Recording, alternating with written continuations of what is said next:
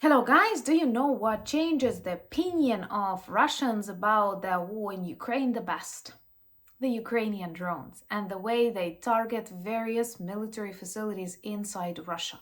Hearing the explosions, understanding the consequences, fuel crisis, no-fly zones about dozens of Russian regions including Moscow and St. Petersburg is the best proof that Russians don't like war. And Putin himself is frightened. Recently, he had a very long speech in Vladai on the 2nd of October, but we will not discuss that because literally there is nothing adequate, nothing sane in his words. But during his visit to that forum, Ukrainian drones kept demilitarizing Sochi, and that is very near. Both airports, Sochi and Gelendzhik, were closed, again because more and more of the Russian territory is a no-fly zone, and Putin was frightened. Previously, Sochi was his favorite residence, but he stopped visiting it approximately during the last 2 years, and once again because of the Ukrainian drones. Today, the Ukrainian drones have also destroyed an important Buyan-M corvette far away in Karelia on Lake Onega. It was full of Kalibr missiles and tried to reach from, the Baltic Sea to the Sea of Caspian, and they often target Ukrainian cities from that area, but not after the successful demilitarization. And more interesting news are coming from Leningrad region. St. Petersburg is the center of it. Recently, actually yesterday, another oil refinery was destroyed there, Karelia. But what makes it more unusual, because in general, August and September is a very hot month for the Russian oil refineries, but this one was targeted in their coordination with the riot groups inside Russia. Yes, there are some people fighting against the Putin's regime. And multiplied with the protests on the Far East, well, this sounds promising. My name is Anna, I'm from Ukraine, I'm in Ukraine, and if you want to see the defeat and demilitarization of Russia that has already started, subscribe, we discuss all of that on the channel, and please share these videos to protect others from the Russian lies. So let's begin with this really interesting news from Leningrad region. It's still very unusual for my Ukrainian ears that in Russia they keep naming regions, cities after communist leaders responsible for so many tragedies even inside Russia. Just think about the scams that they had, so many intellectuals prosecuted, but I guess that's what Putin wants to repeat in his times. So anyway, in Leningrad region, we targeted an important oil refinery, Karelia, and according to the Ukrainian special military operation forces, it was done in coordination with riot groups, something like a Spark, inside Russia. So we already know about a really strong movement, Atash, that works on the temporarily occupied territories of Crimea, Donetsk, Luhansk regions, and now we see that more of them appear. I'm not only talking about the various legions that are part of the Ukrainian International Legion. Now these movements appear deep inside the Russian Federation, and this is interesting, especially if you watch one of my recent vlogs about the protests in Far East that I connect here to. So good news are also coming from Karelia, that is very far away, that is close to the Baltic Sea, and there on Lake Onega we had to destroy a very evil instrument of war, a corvette, Buyan-M. Such carry Russian missiles, for example, Kalibr missiles, and targeted by Ukrainian drones, it stopped functioning and means more innocent lives saved. This is indeed very important because by destroying the instruments of war, we protect more Ukrainian homes, hospitals, schools, and as recent events show, we also protect lots of countries in the European Union. Subscribe to demonstrate your solidarity and spread the truth. And also, I believe a lot of these updates can make you feel safer and better.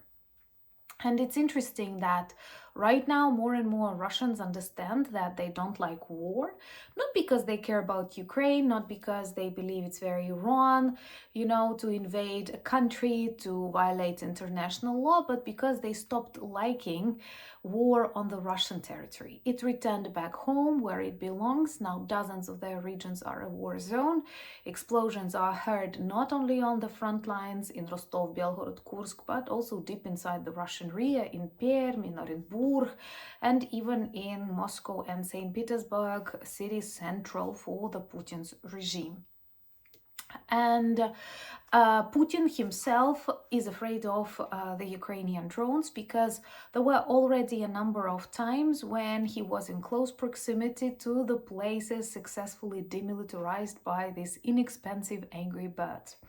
On the 2nd of October, if I'm not mistaken, he had a very important, from his perspective, Forum of Lies in Vladai, and that was one of his favorite residences. Located close to the shores of the Black Sea, in Sochi, Putin had a huge mansion, often visited by his lovers, by Alina Kabaeva, for example. They spent years there, but I guess for approximately 2 years he stopped appearing there because of the Ukrainian drones. It all began with our drones reaching places close to the front lines in Rostov, in Voronezh, in Kursk.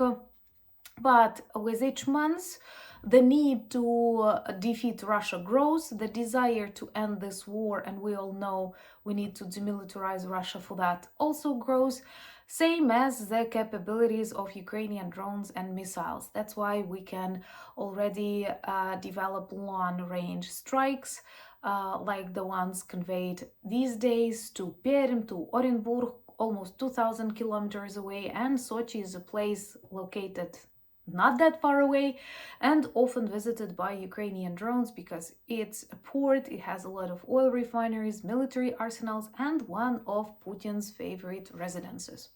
So when he was there on the 2nd of October, Ukrainian drones worked in the area, demilitarizing various facilities, and they had to close airports in Sochi and Gelendzhik. Once again, this is the largest Russian resort. It was a popular place of tourism among Russians, and not just Russians, but right now that is a no-fly zone. And during this summer, I reported dozens of times situations when they had to close the work of airports in Sochi, but this time they even had to close airports for Putin. I'm sure whether it was his double or it was the original Kremlin Goblin version, with each day life is getting harder for them inside Russia, and that is a sign that we are closer to our victory. Once again, I will not be tired to repeat that the only way to end this war is to defeat the evil and to bring Putin to justice, to responsibility in The Hague. And actually, the fact that so many Russian military vloggers, military experts, and even people who began these invasions are dissatisfied with the results of this war, with the failed blitzkrieg and constant Russian failures, tells us a lot. And if you want to know more, what they are talking about inside Russia, in their newspapers, on social media, watch my new video on channel Anna Danilchuk, where I tell a lot of really interesting things, and remember to subscribe to that channel too. Also, I want to express my support to people of Georgia who stand for truth, who stand for freedom from the Kremlin regime, protect their European choice. They have very difficult times now. A new wave of protests is growing stronger, and please stay safe and know that Ukraine stands together with you, because both of our countries are victims of the Russian invasion. And I believe that actually everything went wrong when in 2008 Putin invaded Georgia and the world decided not to escalate. This only acted as a green light, and bullies typically continue if they are not punished. But right now, together, we are punishing Putin, his regime, really well. 40% of non-working oil refineries, dozens of regions as a no-fly zone, tremendous gasoline crisis and growing prices on basic products, a lot of destroyed branches of the Russian business and economy. So they are living on the borrowed time, and Ukrainian drones keep delivering the important messages: surrender.